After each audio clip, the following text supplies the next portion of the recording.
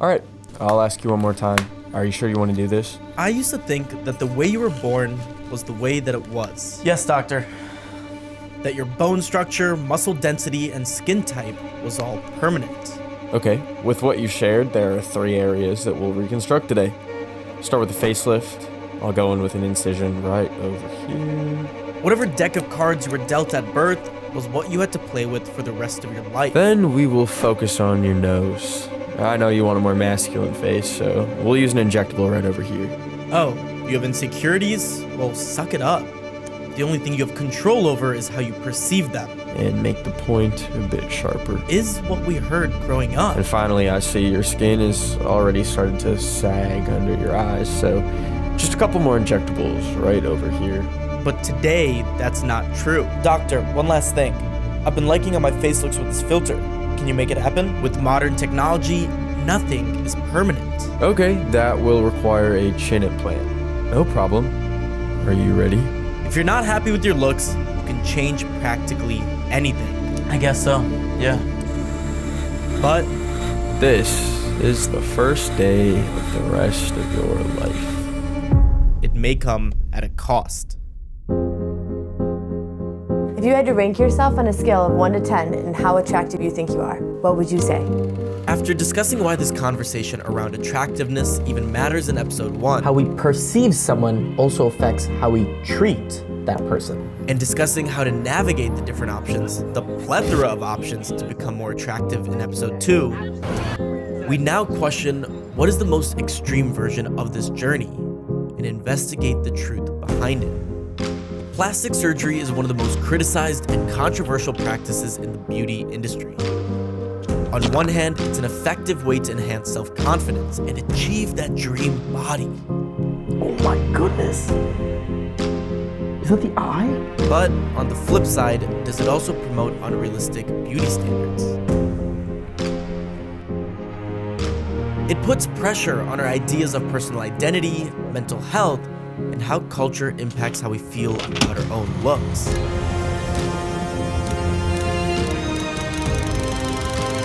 So, as we embark on this journey of finding out how to become more attractive, let's go to the source and find answers at the most bare-bone level. So we call them docu-vlogs. But little did I know, this journey wasn't just revealing from a physical standpoint, but also from an emotional one as well. In the middle of making this docu-series, I got my heart broken. Basically, I saw this pattern starting to come up in your relationships. Wow, look at my view. Even though you're this more confident version of yourself now, there was a version of you 3 years ago that was feeling more insecure and wasn't as confident in your ability to have a relationship with someone else. So today, let's find out and ask 3 simple questions. If the goal is to maximize my attractiveness, what procedures should I get done? Is there a line that we shouldn't cross? And overall, is plastic surgery a good thing? Welcome to episode 3 of How to Become More Attractive Scientifically.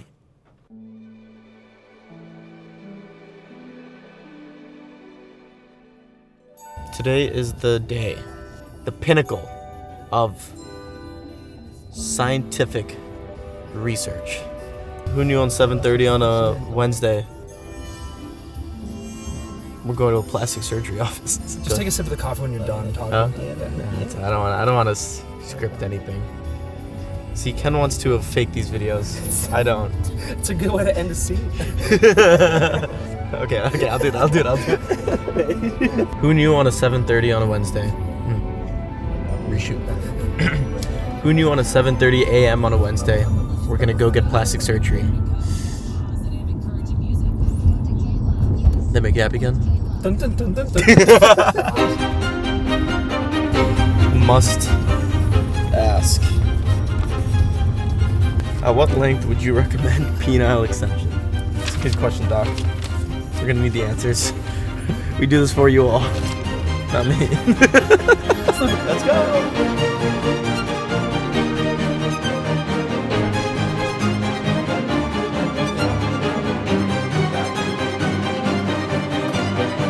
What is your name and what do you do? I'm Doug Steinbrech, and I'm a board-certified aesthetic plastic surgeon. And how long have you been doing this career? I've been doing it about 15 years.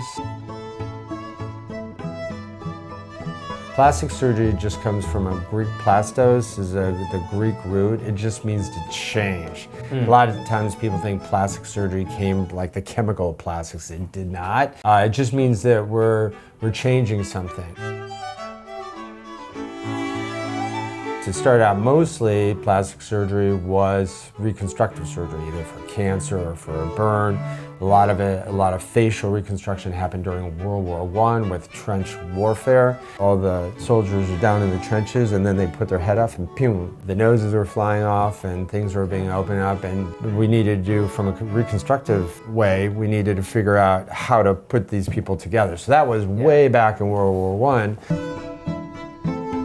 Along with that, aesthetics has come along because people have always been interested in looking better, feeling better. So aesthetics branched out as a specific area. I would say of all the medical processes, without a doubt, plastic surgery and even aesthetic plastic surgery is going to be the most creative. There's an old saying, very, very old saying, beauty is in the eye of the beholder. We've all heard the saying, beauty is in the eye of the beholder, which implies that beauty is subjective, that it changes from person to person. This phrase, written by Margaret Hungerford back in 1878, suggested that people back then believed that beauty was influenced by their surroundings. Many argued that beauty only existed in the mind. But more and more, this view of beauty is being proven false. Since the 1970s, there's been an exponential increase in studies that show an agreement across cultures about what makes someone beautiful objectively. People everywhere are using similar criteria in their judgments.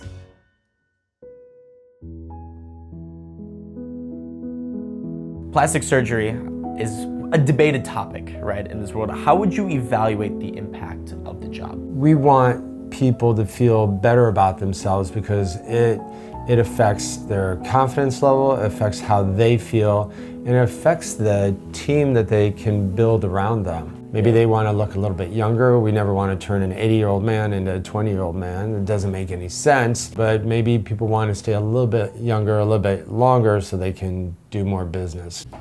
Okay, we're about to get our first, plastic surgery consultation.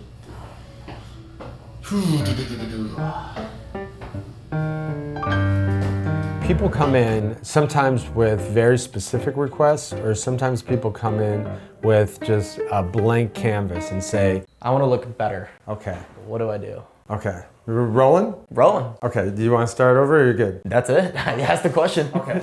All right, so first of all, I asked what are you happy with and what are you not happy with? So tell me the 3 favorite parts of you that you really like.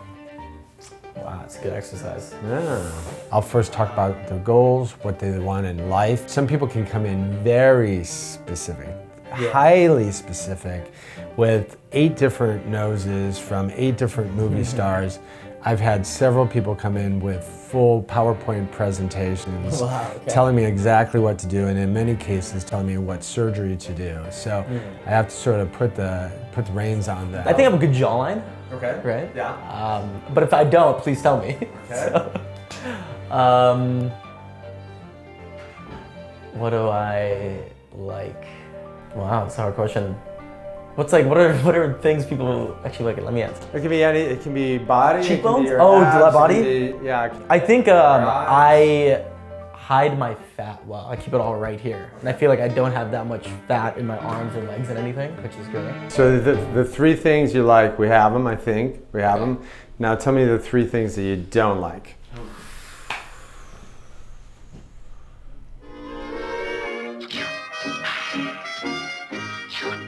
Research has shown that this idea of attractiveness is somewhat hardwired in us as humans. For example, there's a study from 2000 that shows that even infants prefer attractive faces. When 2 photos were shown side by side, one judged attractive by adults and one not, newborn babies consistently spent more time staring at the more attractive face.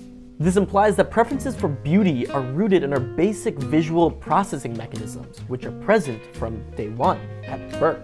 And this type of study has been repeated with infants across cultures, which again concludes that there is an element of objectivity within attractiveness. Now tell me the 3 things that you don't like. I can't flip the question back to you. Okay. I can't just ask if the goal is to just maximize my attractiveness. Okay, then let's go from there. Okay. First of all, good palate, good looking guy, really have a good place to start. So now, usually what guys are looking for is just how do we kind of turn things up and sculpt things, or let's start talking about the face. Make things more structured, more definition, and also more confident. And this is what guys tell me that they are looking for. How subjective/objective do you believe human attractiveness is? I think it's becoming more and more subjective. It used to be classically men wanted a chiseled jaw and women wanted to be more feminine. Now there's a little bit of a middle. Now with my practice, I do have a lot of dudes that want to look very strong, they want to look masculine, they want to look better for their Wall Street jobs. For our Beverly Hills office, they want to look better for their acting career. In New York, they may be a model and they want to go from inside the magazine to on the cover of the magazine. So those are the kind of things where we can take a guy who's like 8.5, if you're going to use numbers, 8.5 or 9, and make him a 10. You're saying it's becoming more subjective. It seems like there is an objective factor. Yeah. If I were to ask you, like, what are the rules or like the pillars to make someone more objectively attractive? Proportionality has a lot to do with it. We talked about the thirds, so there's the lower third of the face, the middle third, and the upper third. Sometimes people will be foreshortened in the lower third of their face. They just didn't quite grow all the way out with their jawline.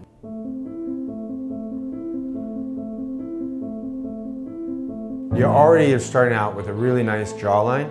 I think you have enough volume. If you were very narrow, then we put a jawline implant. If you had a recessed chin, then we put a chin implant. People usually want to have the chin to come out to be more balanced with the tip of the nose. So you could benefit from a small chin implant or from injectables. Why do guys want a sharper jawline? Why do they want sharper cheekbones? Some of it has to do with our American culture. A lot of it happens from these superhero movies that we've seen in the last 10, 20 years. The other thing that has shifted it are all the filters we see with Instagram. People are now having a new level, a different level of where they need to be aesthetically, and some of it is based on filters that we see that are always going to an ideal. In fact, some people come in with their face filtered. Yeah. And when people meet them at the first date, they don't look anything like their filtered face. And so they come in with their filtered face and they ask if they can look more like it. Wow. The other thing is symmetry. I happen to believe that absolute symmetry isn't as important as beauty. Julia Roberts, she's absolutely stunning, beautiful. Everyone's loved her. She has a little bit of asymmetry. It's cute, it's nice, it's pretty on her. Keep in mind, you can be very symmetrically ugly, right? So you have absolute perfect symmetry, but each feature is not very attractive. Surprisingly, another trait that is seen as beautiful is actually facial averageness. Basically, how close someone's face resembles the majority of faces in a population. Now, this seems counterintuitive. You'd think that beauty is extraordinary. But some experimental psychologists from the University of Glasgow did a study where they took a bunch of women from different countries and combined them into one composite photo.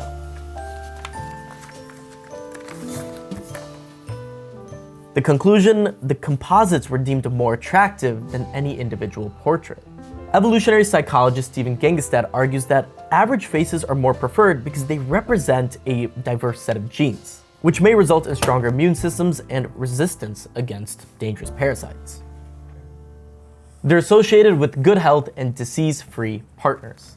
However, there are some important caveats. This doesn't mean that all attractive faces are average or that average faces are perfect.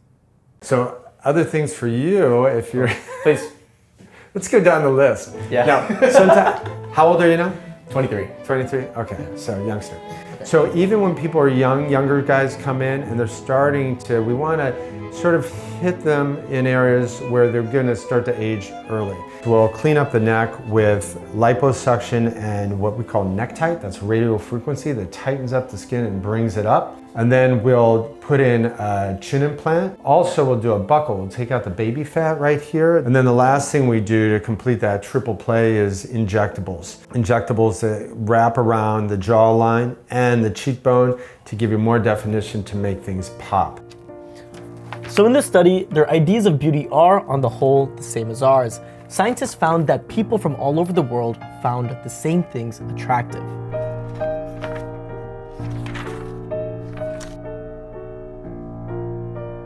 Students from Asia, Latin America, and Europe who traveled to the United States for college were asked to look at photographs of women and rate their attractiveness. The results of the study, the mean correlation between the students' ratings of attractiveness was 0.93, meaning that there's a strong level of agreement across cultures. These judges from all over the world deemed the same features attractive.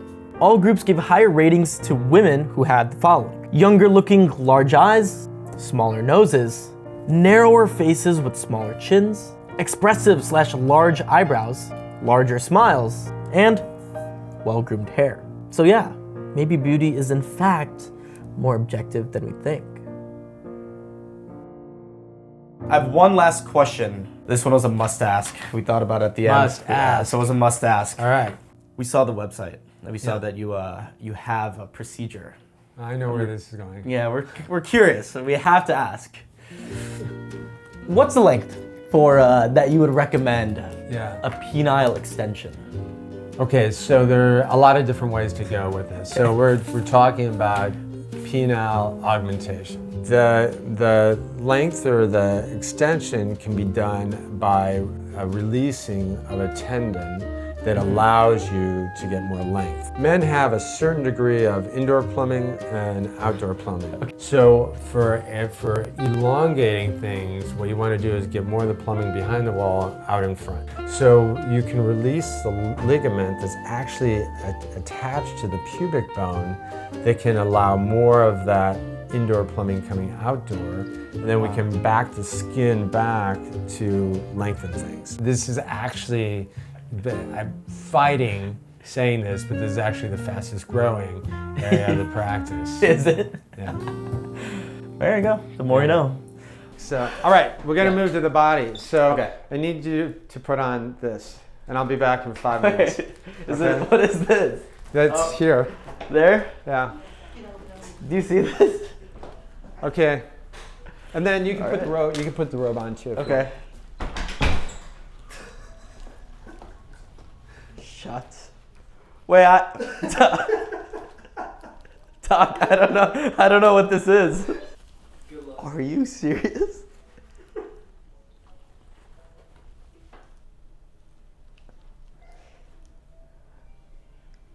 Wait, I actually don't know what to do. Yeah, one leg goes in there, one leg goes in there. And it's the same on both sides. So just throw your junk Good in to there. know. All right, I'm covering this. You ready? Are you ready? I'm wearing it. 3, 2, 1.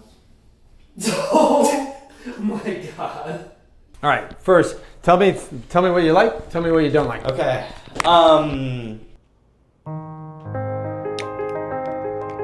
So, yeah, this was a unique experience, to say the least.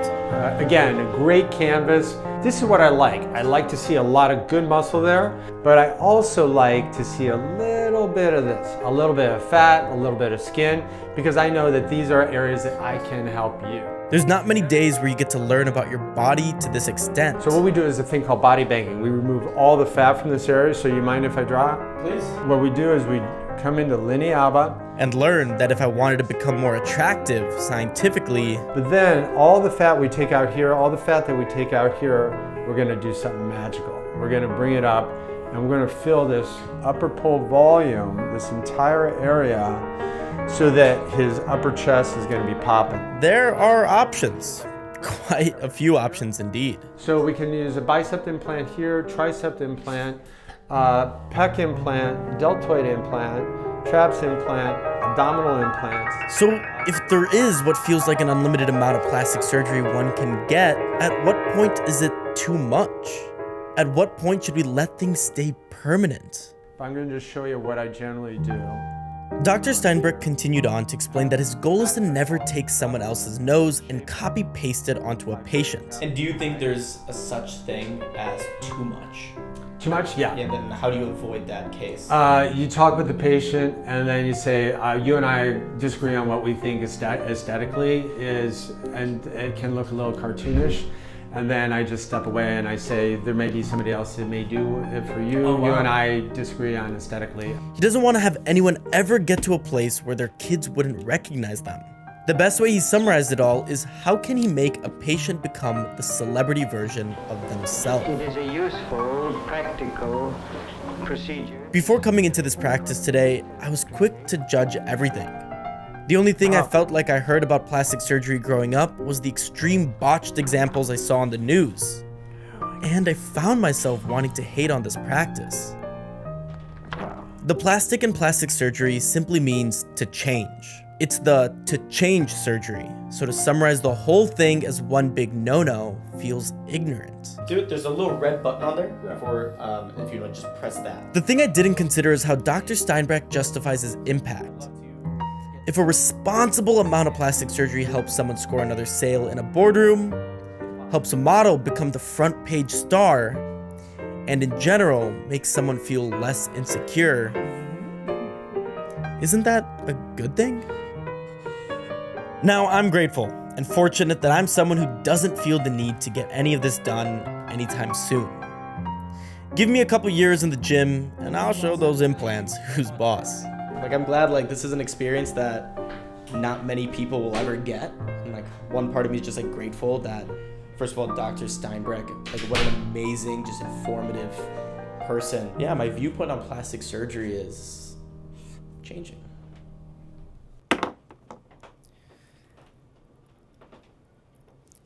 It was at this moment in this 8-month-long journey that I found myself tethered to a word that I mentioned earlier. Insecure. Insecurities. In the midst of this external pursuit to becoming more attractive, I realized that there was a subconscious internal journey as well. One that forced me to confront some vulnerable truths that I've long avoided.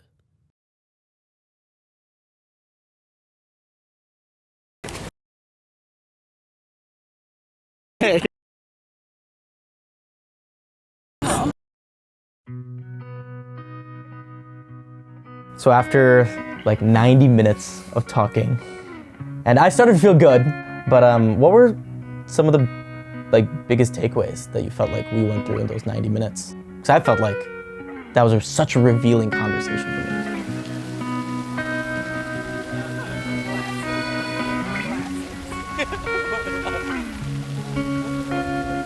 Basically, I saw this pattern starting to come up in your relationships. Even though you're this more confident version of yourself now, there was a version of you 3 years ago that was feeling more insecure and wasn't as confident in your ability to have a relationship with someone else. And then when you have a relationship now, even though you are this more confident version, there's some part of you that thinks if a girl checks like any of your boxes, then you need to just go all in and sacrifice all of your values in order to make it work.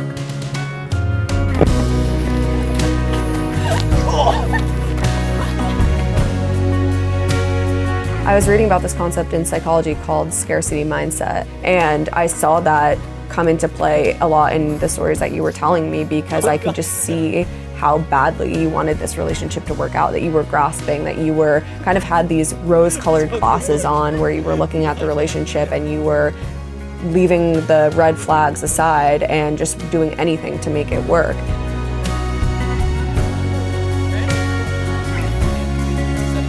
If you love yourself 10% and then this person comes along and they love you 20%, if you're in that mindset of lack of self-worth, you're gonna be like, wow, this person loves me so much. But if you love yourself 100% and that same person came and loved you 20%, you'd be like, where's the other 80%? Like, if this person's gonna come into my life, they better add to my life. It should be 1 + 1 = 3. It shouldn't be 1 + 1 = 2. Man, how did you do that? She gets that drunk, huh? And if you have this mindset, I love myself so much that anyone that comes into my life is gonna elevate it, that's when you find a good fit.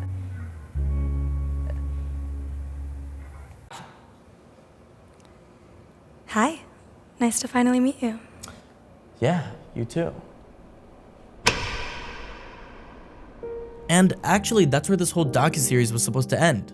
I went on this journey to understand physical attractiveness, my own, how it's impacted me growing up, and how it's playing out today. So tell me about yourself.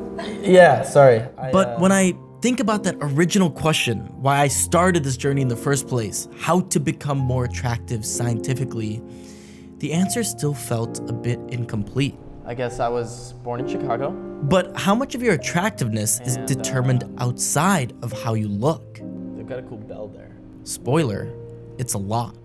And I was stuck on this until one day I met Dr. Thomas Smithyman. Come take a seat, Dr. Thomas. If there's someone that understands the psychology behind attractiveness, it's him. Attraction is, to a certain extent, in the eye of the beholder. But as well as that, there are certain traits that are just generally more attractive. I can encapsulate most of those into 3 really important ones that everybody can take advantage of to become as attractive as possible. In the grand finale of this docuseries, How to Become More Attractive Scientifically, we learn in real time what makes someone attractive. Oh my god, I'm falling in love more and more. Oh my god, stop, Cole. And not attractive when looks are out of the equation. You really put your foot in your mouth when you got here. I feel like you didn't even give to the conversation, you actually took. I might have lost some brain cells. And through it, you'll understand why I called this journey the most revealing one of my life.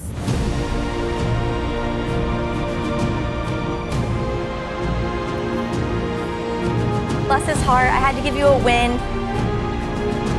Thoughts after test 1? Came off guard a little bit. Yeah, so here's our problem with that. Dude, I screwed up. I feel like I was just a man of mystery, didn't say anything. The person who's the most attractive non-physically is